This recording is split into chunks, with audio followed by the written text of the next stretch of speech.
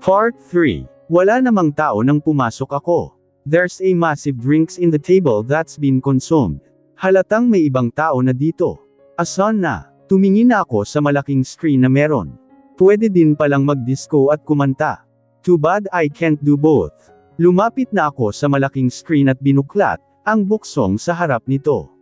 Natawa ako sa sarili ng maisip na ganito talaga sa mga divisorya. Heck, may ganito din pala dito. Pero mas noindang ako, dahil sa ungol na boses na narinig ko. May pinto kasi sa gilid at medyo nakabukas pa ito. Kaya dahan-dahan akong lumapit dito. Nanlaki pa tuloy ang mga mata ko nang makita ang nasa loob. Napamura agad ang isip ko. Kitang-kita ko kasi ang paghalik ng babae sa kahabaan ng isang lalaki. Umiling-iling pa ako sa sarili at sabay umatras na. I may be drunk but I'm not that stupid for this. Mabilis akong umiwas at lalabas na sana nang tumambad sa akin ang kabuuan niya. He perplexedly looked at me and his brow furrowed. Napatitig din siya sa kabuuan ng katawan ko. Umiwas na agad ako ng titig sa kanya at humakbang para makalabas na. Wait, baritonong tugon niya. Sinandal niya agad ang kamay sa pinto. Hindi na tuloy ako makalabas dito. Medyo masakit na ang ulo ko, dahil 2 bote ng vodka ang naubos ko. If you come to think of it, he's a complete hot beast package. Makalaglag pa nga ang hitsura niya at mapupungay pa ang mga mata. Napalunok agad ako nang bumaba ang tingin ko sa labi niya. I think I got lost. Excuse me, and do you expect me to believe that? Seryosong tugon niya. Look, I'm not up into this. I'm not a cheap hooker or slut in the corner. In short, I'm a virgin, inis na tugon ko. This is what happens to my mouth whenever I get drunk or intoxicated. I don't care. Sasabihin ko kung ano ang nasa isip ko. Who bought you here? Seryosong tugon niya. Ang malagkit na titig niya sa akin ang mas nagpakaba sa damdamin ko ngayon. The heck? I can't understand these feelings. It's way too strange for me. His jaw clenches while staring at me. Hanggang balikat lang naman ako sa kanya, kaya sa labi niya madalas napapako ang mga mata ko. Mas tumingala na ako para matitigan ang mga mata niya ng husto. That lustful stare, mahinang tugon ko. Kumunot agad ang noo niyang pinagmasdan ako. Bahagya pa siyang natawa at umiling-iling na. Sorry, but I don't do virgins. They're clingy in the end, he sarcastically smirked at me. Exactly, that's my point. Then let go of me, ngiti ko. In the end, I know he'll let go. Wala siyang mapapala sa akin. Hindi ako pipitsuging pokpok na kagaya ng iba dito. Talaga, ano ba kasi itong pinasok ko? Bumukas agad ang kabilang pinto at pumasok ang isang astig na lalaki. Matangkad siya at maganda ang pangangatawan niya. Nakapamaywang pa siyang humarap sa aming dalawa. Dave, that's my baby for tonight, bud. Umiwas na agad ako ng tingin at mas samandal sa balikat niya. I want to get out of here, please, sa mahinang tugon ko sa kanya. Tumingala na ako at mariin na pinagmamasdan siya sa mata. He smiled beautiful to whoever is that in front of us. Ang gwapo din pala ng ngiti niya. Sorry, bud, she's actually one of the girls that I had before, sabay hawak niya agad sa baywang ko. Kinilabutan na agad ako, parang may kung anong kuryenteng gumapang sa katawan ko. It's electrifying my dear sanity. You don't repeat girls, Dave. You're a Montenegro man. Rinig ko na ang tawa ng lalaki na nasa likod namin. Hindi ko na siya pinansin, dahil tunaw na ako ngayon sa kanya. Mas tinitigan ko lang siya. Mas hinigpitan niya lang ang pagkakahawak sa baywang ko, at mas pinagdikit niya ito sa katawan niya. Napamura na agad ako ng samandal na ako sa dibdib niya. Not this one, Brad, matigas na tugon niya. Then prove it, man. Or else you'll lose 5 million tonight. I know you. Mahinang mura niya sa tainga ko. Uminit lang lalo ang katawan ko sa ginawa niya kaya nagmura na rin ako. The 2 bottles of vodka just hit me. And I'm drunk already. Mas humawak na ako sa leeg niya. Loosen up, sweetheart. I'll take you to cloud 9, he silently whispers. Yumigting lang ang tainga ko at tinitigan siya. Nalito pa ako, pero nakuha ko rin ang gusto niya. Is this the only way to get out of here? I know he won't touch me. He don't do for a virgin like me. So, ano ito? French kiss. Mahinang tugon ko sa kanya habang tinitigan siya. Embrace yourself, whoever you are, he silently whispers. We stare for a moment, and then I shut my eyes. It's Bea, mahinang tugon ko bago inilapat ang labi ko sa kanya. And then he started it. The first touch was igniting already. Napaawang lang ang bibig ko nang magsimula ang halik niya. Agad na tinanggap ko ito. The warm touch of his tongue inside me made my whole body scream for more. Mas humigpit lang din ang pagkakayakap ko sa leeg niya. I even caressed his nape tenderly without warning. Mas lumalim agad ang halik niya. Pushing, nipping, and biting my lower lip. I meet each stroke of his tongue. It's sweet and caressingly tender. Kakaiba ang halik niya. Nakakapanghina ng tuhod talaga. He even pulled my body closer to him, and I could visibly feel his member down there. It's crazy. We mere take our time and yet, it's beautiful. Kailan ba ang huling halik ko na ganito? Wala pa. It never even happened to me and Jazz. Yes, we kissed and touched, but that's all. I didn't feel the fire on Jazz at all. Kahit palasing ako noong hinalikan si Jazz ng tudo, ay hindi ko naramdaman ang ganito. I uttered in between our kisses. Rinig ko pa ang pagbukas-sarado ng pinto. Lumabas na ata ang lalaki kanina. The hell, who will stop us? No one. No one is stopping us in this lustful kissing. Not me. No, not me. Ayaw ko. Hindi pa nga umakyat sa leeg ko ang halik niya ay napaungol na agad ako sa kanya. He haven't done anything yet. His hands were all intact in my waist. Hindi pa nga nilalakbay nito ang katawan ko, pero bumigay na agad ang tuhod ko. Nagmura na ang isip ko. My mind is telling me to stop but my body is betraying me. Hanggang sa kumalma na siya sa halik at huminto na ng bahagya. Habol hininga ko pa tuloy na tinitigan siya. You're virgin. Mahinang mura niya. Napakurap na ako at bumitaw na agad siya sa akin. Parang nanlamig lang ang buong katawan ko sa hiya. The hell? How did it happen? Kunot-noo ko sabay iling na din. Pakiramdam ko lasing na ako ngayon. Nilingon ko siya at kinuha lang niya ang itim na blazer ko. Pinasuot niya sa akin ito, at sumunod lang din ako. Come on, let's go. Sabay hila niya sa palapulsuhan ko. Mahigpit lang niyang hinawakan ang baywang ko nang bumaba kami sa hagdanan. Tumili pa ang ibang babae na nasa gilid. At ang iba ay agad na lumapit sa kanya. Pero hamarang agad ang 4 na bodyguards niya.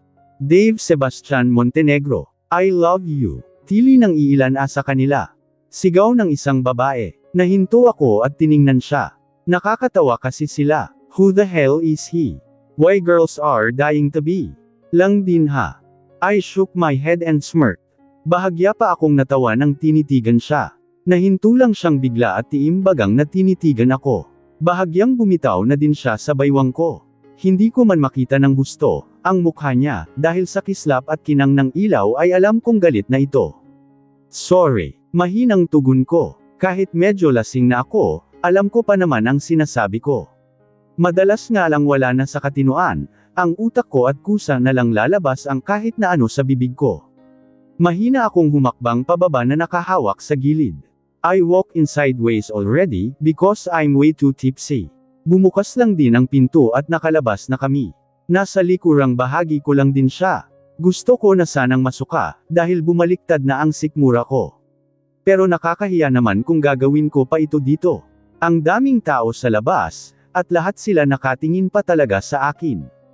Wait, not me, right? Yeah, it's not me but him. Come on, virgin. Mahinang mura niya sabay hila sa braso ko. Ha, teka lang. Wala na akong nagawa dahil sa lakas ng paghila niya sa akin. Pabagsak pa niya akong ipinasok sa kotse niya. Lock yourself if you don't want me. Ano raw? Kumunat na ang noo ko at mabilis na nilagay ang seatbelt. Padabog siyang pumasok sa side niya at pinindot ang ignition start ng kotse. At agad na pinaharurot ang sasakyan. The heck? Magpapakamatay ka ba? Sabay hawak ko sa gilid ng upuan. Hindi na siya nagsalita at mas binilisan lang ang takbo ng kotse. Nasusuka na tuloy ako. Gusto niya atang masuka ako dito. Talaga. Kaya mabilis kong binuksan ang sling bag at hinanap ang mint candy ko. Halos mataranta na ako dahil hindi ko mahanap ito. Pakiramdam ko bibigay na ang sikmura ko sa mga sandaling ito. May candy ka ba? Kahit na ano. Nasusuka na ako. Sabay lahad ng kamay ko. Hindi siya nakinig. Kaya binuklat ko na lahat ng laman sa loob ng maliit na bag. Nalaglag pa tuloy ang iilang gamit ko sa sahig. Napamura pa ako. Candy, please. Tingin ko sa kanya. And there he goes again. His perfect jawline with a hearty-shaped lip. I just remember how we kissed. That was hot and great. He never even looked at me. Address. Matigas na tugon niya. Kumunot na agad ang noo ko. Ano? Ganito talaga ako paglasing na, puro na ano at ang lalabas sa bibig ko. Where the hell do you live? Ngumiti na ako at bahagyang natawa na sa kanya. Sorry, hindi ako interesado sa'yo, iling ko. The heck, matigas na mura niya. Give me your address. Or else you'll be ended in my condo, and I'm going to love you. Uminit agad ang tainga ko at napalingon akong bigla sa kanya. Imbes na matakot ay parang natukso pa ako. Napako lang ulit ang mga mata ko sa labi niya. I don't think he's joking. Ang mga taong katulad niya ay hindi nagbibiro, pero gentleman naman sila. Napalunok na ako, nasusuka na naman ang pakiramdam ko. No. 28 New Street, Lamar Inoa Bloomsbury Subdivision. Napatiimbagang na siya. Pinindot niya agad ang GPS sa kotse at mas binilisan lalo ang takbo nito. Napahawak na ako sa dibdib ko. Talagang masusuka na ako. Tinanaw ko pa ang kabuuan ng kotse niya. Ang bango at ang linis dito, sobra. Tiyak malaki ang babayaran ko kung sakaling dito ako masusuka. Wala ka bang candy? Mamasusuka na ata ako, sabay takip sa bibig ko. Hold it. How? Just fucking hold it. Natahimik na ako. Ibang klase din pala magalit ang isang ito. Kinuha ko na ang bag ko at ibinuka ito. I can do it here, I think. This is insane. Can you pull over? Mura niya. Mas uminit lang lalo ang tainga ko sa bawat mura niya. Pakiramdam ko ang sarap sa tainga nito dahil sa baritonong boses niya. I said pull over. You dickhead. Gusto mo ba dito ako masuka sa loob? Sigaw ko sa kanya. Naubos na ata ang pasensya ko at nasigawan ko na siya. May kinuha lang siya sa glove box at agad na nilagay ito sa bibig niya. Inihinto ni agad ang sasakyan sa gilid at mabilis na tinangal ang seatbelt niya. Did you just utter a bad word on me? Nanlaki pa tuloy ang mga mata ko, dahil mabilis lang siyang lumapit sa akin at hinalikan ang labi ko. Nanghina agad ako nang maramdaman ang tulak ng dila niya sa loob. It's shocking and yet, it feels satisfying. Ang matamis na mint agad ang natikman ko. Kaya mas tinangap ko ito. It's like we're sucking the candy in our mouth in between our kisses. Posible pala ang ganito. Naging jelly lang lalo ang pakiramdam ko ngayon. I was about to vomit, right? But it seemed like I forgot all about it. And I even swallowed my saliva between our kisses. I can hear the click of the seat adjustment on my side, making my seat halfway into the lead position. I moan in excitement when I feel half of his body is lying on top of me. Oh, goodness me. Mangyayari ba to? At talagang dito pa sa kotse na to. At sa taong hindi ko kilala. Shit na talaga. Gumising ka nga, Bea. Pero masyado akong lunod sa halik niya at hindi ko kayang hindian ito ngayon. I slowly lift my arms. I was about to. Kung kailan ay hand na ako, ay saka naman siya nahinto. Mabilis siyang kumalas sa halik at bumalik sa pwesto niya. Naiwan naman akong tulala at nakahiga pa talaga. Nakakahiya dahil bumigay lang agad ako sa kanya. Pinaandar niya agad ang kotse at mabilis lang na pinatakbo. Tinakpan ko na ang mukha ko, at nawala na rin ang pakiramdam kong nasusuka kanina. Naging gamot pa ata ang halik niya. Naramdaman ko na lang na huminto na ang sasakyan at mabilis na lumabas siya. Binuksan niya agad ang side ko, at nakatingala akong nakatingin sa gwapo niyang mukha. Get out. You're home, on his cold tune. Kumunat pa ang noo ko at parang ang hirap lumabas sa kotse niya. Nagtitigan pa kaming dalawa. Napakurap agad ako. Siya na mismo ang nagtanggal ng seatbelt ko. Maingat lang din akong lumabas at nang makatayo, ay pabagsak niyang sinara ang pinto ng kotse at umikot sa side niya, at pumasok. Pinaandar niya agad ito. Kumunat pa ang noo habang pinagmamasdan ang paglayo niya. Ha! Ang hanep ng halik niya. Sabay iling ko. Ang sakit ng ulo ko agad ang gumising sa akin. Mabuti na lang at Sabado ngayon, 2 araw na hangover treatment ang mangyayari sa akin. Tumayo na ako at dumiretso na sa kusina. Pinaandar ko lang ang electric kettle para sana magkape na. Naghilamos din ako ng maayos sa sarili. Panipi, naalala ko kasi kung ano ang nangyari kagabi. Parang nanlamig ang buong katawan ko nang maalala ang halikan na iyon. Napatulala pa tuloy ako sa sarili. Why the hell did I do that? That wasn't me. Bea, kagandahan lang ata ang meron sa akin at ang bobo naman pagdating sa utak at pag-ibig. Napamura lang ako at mas inayos ang sarili. Nagtimpla na ako ng kape at kinuha lang ang cellphone ko sa bag. Nasa lamesa pa talaga ang maliit na sling bag ko. Naalala ko kasi pagkapasok ko kagabi, ay dumiretso na agad ako ng kwarto at natulog. God, si Sila. Pinindot ko agad ang numero niya at sinagot naman niya ito. Sila, bruha. Oh, best friend? Mahinang tugon niya, halatang nasa kama pa. Are you okay? Did you got home safe? My goodness, nakalimutan kita. I'm sorry. Natawa na siya. Ganyan ka naman talaga. Sa tuwing malalasing ka nawawala ka na lang bigla. Iyon pala, umuwi na. Sorry, naubos ko ang 2 bote, pero di pa ako lasing kagabi. Ha? Di lasing. Tapos nakipaghalikan ng tudo sa hindi ko kilalang tao. Ibang klase ka, Bea. I've heard from June one of the bouncer that someone invited you from the top. I'm hoping it wasn't Brad. Natahimik ako, pamilyar kasi sa akin ang pangalan niya. Naalala ko na. And yes, it was surely Brad. Kung hindi nga lang sa isang estranghero, ay hindi ko na alam kung ano na ang nangyari sa akin talaga. Gosh, was it Brad? Bigla sa boses niya sa kabilang linya. I think so. Pero wala namang nangyari. Someone helped me out in the area. Good God.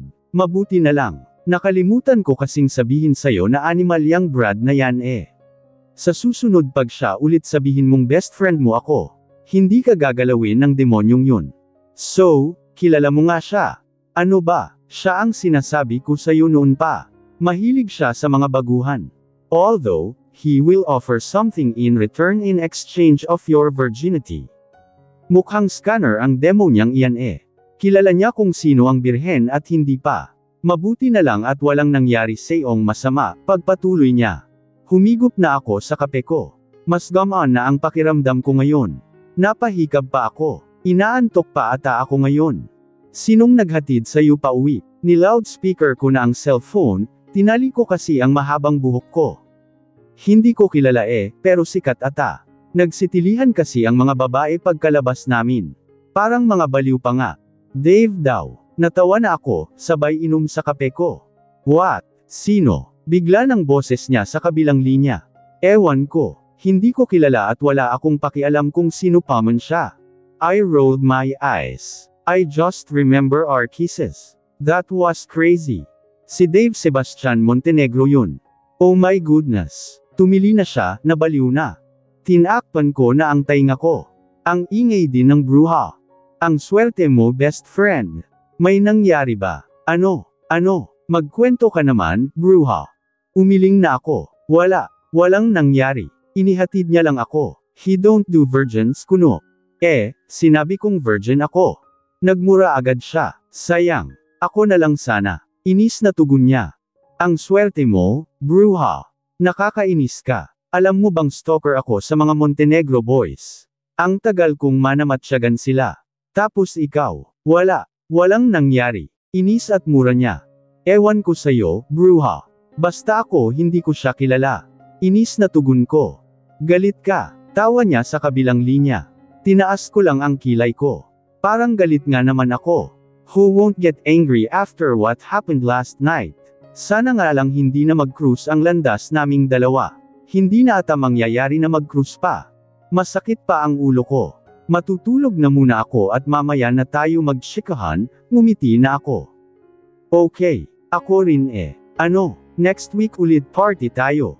Ayaw ko muna. Tama na ang kagabi. Baka mapatay na ako ni ate pagkabalik niya. Okay, just let me know.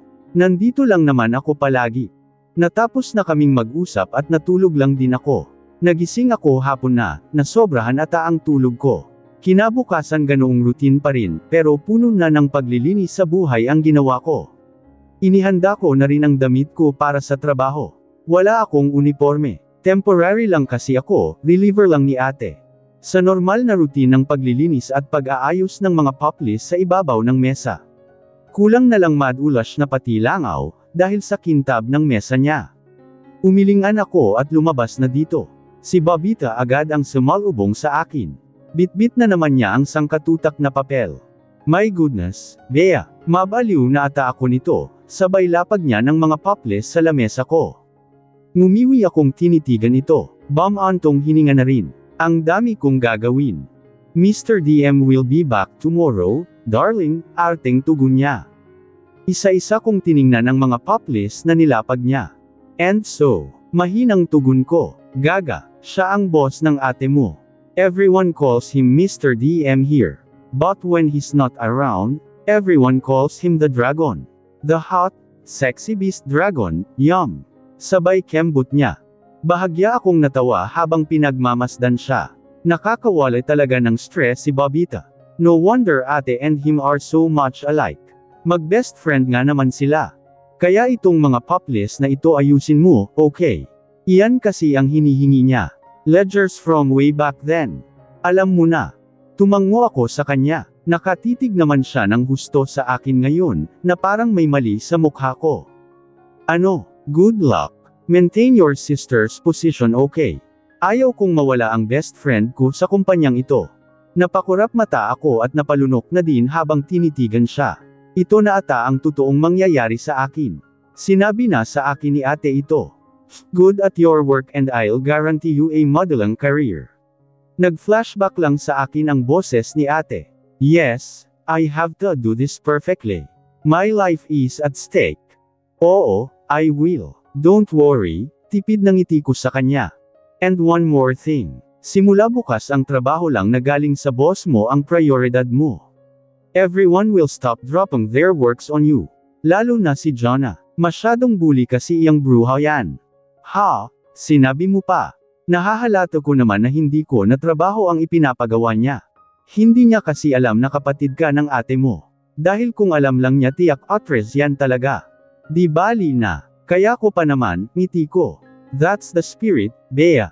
Mana ka talaga sa ate mo, kindat niya. Umikot na agad siya at umalis na. Tinitigan ko muna ang mga poplis sa harap ko bago sinimulan ang trabaho.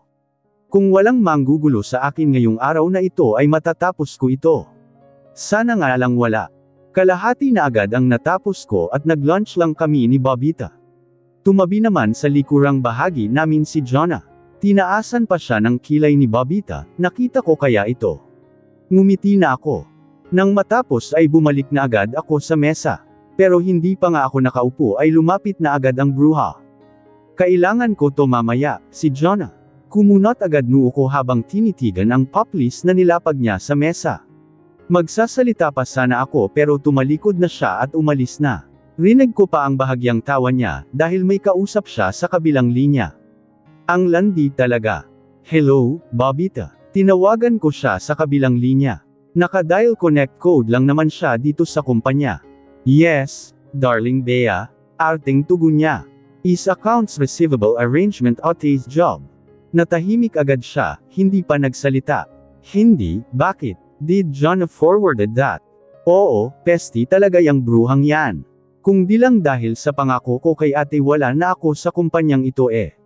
Nagmura na rin ako, di na kasi nakatiis ang bibig ko. Basta unahin mo ang kay Mr. DM.